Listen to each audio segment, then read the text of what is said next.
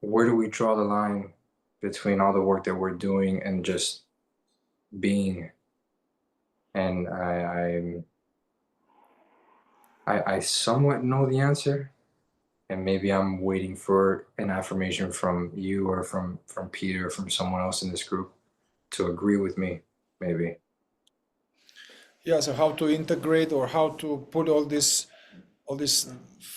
making effort and working and all of that and this so-called effortlessness.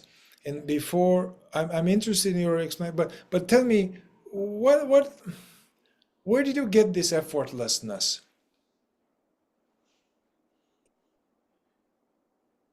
First, my first taste of it was I am, right? Just this I am, where obviously takes effort to, in some sense, quiet the mind. Because for me, it never happened effortlessly. Where okay, I'm just now my mind is quiet.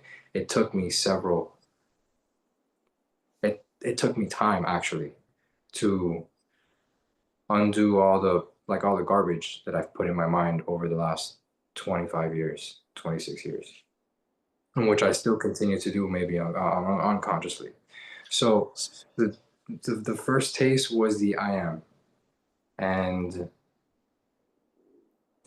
what really nailed it for me was one of the recordings we had from last meeting where Laura Lucille was where you guys were playing a meditation, and she had said you may be noticing some effort here. You may be noticing yourself doing some effort here, but the moment is effortlessness. There's no effort here in this moment, and that really clicked something for me. In that moment, I was like, oh, there wasn't a thought like, oh, okay, now we're not in effortlessness. No, no, it was just it was something was dropped, and it was just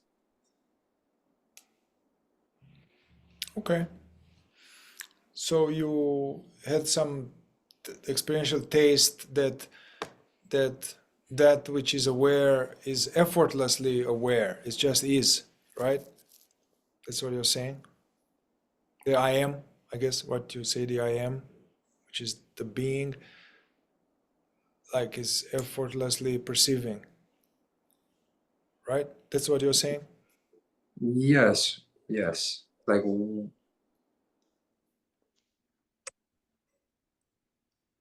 for me, when the effort stops, like for example, I'll give you an example. I sat here last week in this very same position, and I'm trying to meditate, and I'm in posture, and I'm breathing, and my breathing's a little fucked up because sometimes I breathe into my chest, and so it's a bit uncomfortable, and I'm finding ways to move, and I'm like, oh, okay, well maybe I'll just try this position. I'll slouch a little bit, and then I'm just like, oh fuck, stop. And as soon as I drop it, as soon as I drop the effort, as soon as I drop trying to do these things, I effortlessly go back into just this joy and just Mm. this nothingness. And then I get swooped back into the mind activity. And then I'll sometimes drop back in and then I'll swoop back in. It's just like this pendulum. And for the most part, I'm on the mind activity side of things.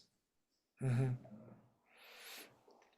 Okay, yeah, I mean that's a good. I think you send it to me a little bit, and yeah, it's good to bring it to Peter too.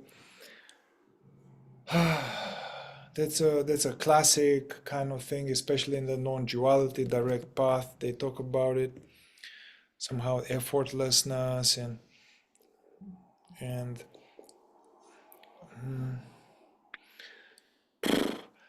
in the Which, fourth way they there's like Uspensky's last words is like effort, effort, more effort. You must move from the place where you are, you know, and that is true. And then what Francis says also, it's true that, and what Laura says in a way that, hey, as because Laura does this, it's almost through her guidance and through her transmission. There is some kind of we are transitioning, a consciousness transitioning to just being, and then especially somebody like yourself that tried a lot hard being like trying a practitioner. You build a strong practitioner, and then you have a little bit also the Christian thing too, that like you have to try hard to atone, to attain, be good and all that.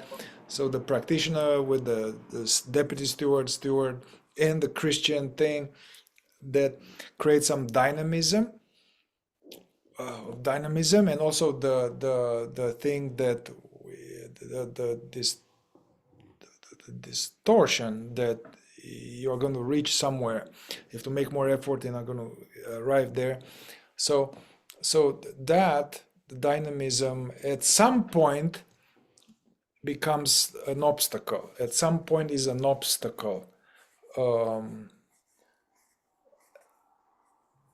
Because it's stressful. And from one angle it's like some dynamism spinning, trying to attain that which is already here, but this dynamism kind of veils the being, and then at some point there's necessary for that to actually, Jesus said there's a movement, there's a rest, right? There is time to sow and a time to reap, and there's a time to make effort, and then there's a time for effortlessness. So, to me, for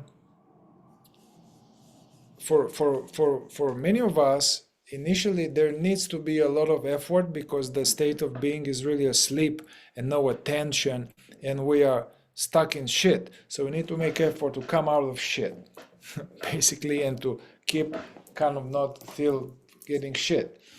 And in this way, make effort to strengthen the impulse to remember oneself, and to which is not really a self-remembering, but it's a little bit coming out of imagination and coming out, all this, to struggling with the mechanicality. So I would say struggling with sleep, that's a good effort. That's a very important effort. However, at some point,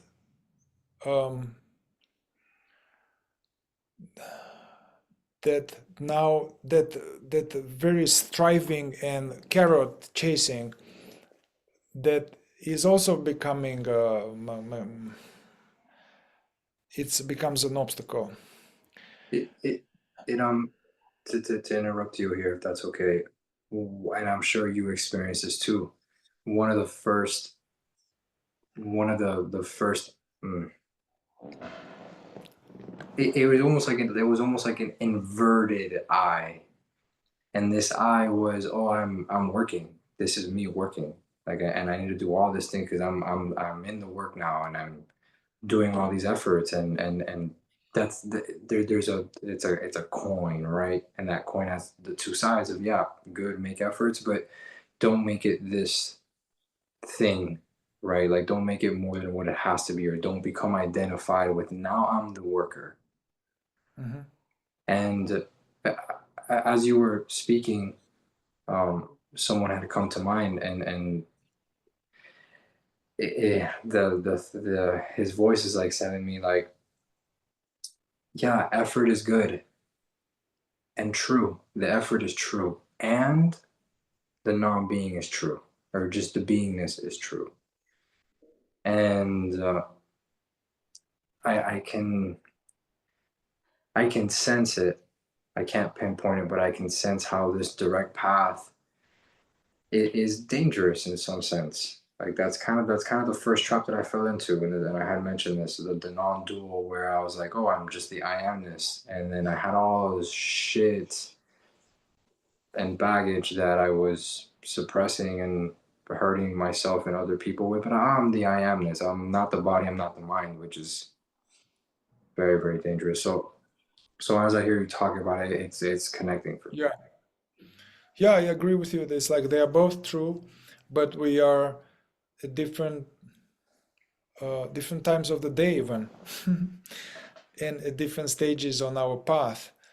And yes, the kind of landing as a the ego, and or like more like in the early stages, kind of landing on the lofty truth of the direct path, and then is fooling oneself. And actually in the new Advaita, Allah Tony Parson and such things, and they say, hey, just this, nothing. It's apparently not happening. There's nothing to do, no practice, nothing, nothing, nothing, nothing. Just nothing, just drop it. So it is true in a certain way. Maybe for him, hopefully for him it is true. Otherwise it's really full of shit. But he got to a place where that is true.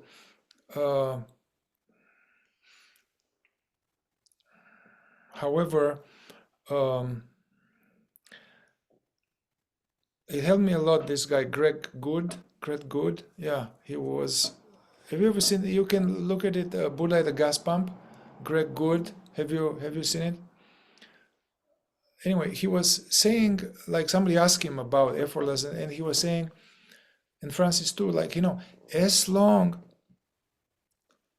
So there's in the new Advaita, there's a big thing like, hey, no, like just let go of trying so hard and just drop it, and let go of the seeker, let go of seeking from one angle that is efforteur. and Greg was saying, and Francis too, like, as long there is, and in Advaita they say this, in new Advaita there's no practice, nothing to do, nowhere to go, nobody to do it, which in an ultimate deep sense it is true. But experientially, to land on this way too early is a big trap. It's a big self-deception. And the idea is that as long as there is any sense of separation in your experience, there's work to do. And that work is about investigation. As long as there is any sense of separation or self-contraction, or that means that there is some work to be done. But that work also can be joyful, can be, Francis was talking about, you sometimes it's hard to get the garbage out. My garbage is full. I'm like, fuck it, like, it's effort. But then, can do archery for 2 hours, and it's fun, So it's a lot of effort, but yeah. So I'm more on the thing like, hey, it's just effort, man. But gradually the effort will become more subtle and will be kind of different. And at the same time, sometimes you may have through breath work or through 5-ME or DMT or through big effort, there's some kind of, it all drops, the mind and the monkey mind, and then there is just this being. There's just this being, and you see it's so simple. It just is, and there's all these complications, and then it's really like, oh yeah, it's effortless. What I am is effortless. That's also true. But then what happens is that we are not staying there, because that's a whole gradual evolutionary path. And so so because we get veiled and we get confused and we fall back into ignorance or in some obstacle, so therefore there needs to be some effort to snap out of it. But also we love it. We love it. It's a yeah. It's a big discussion.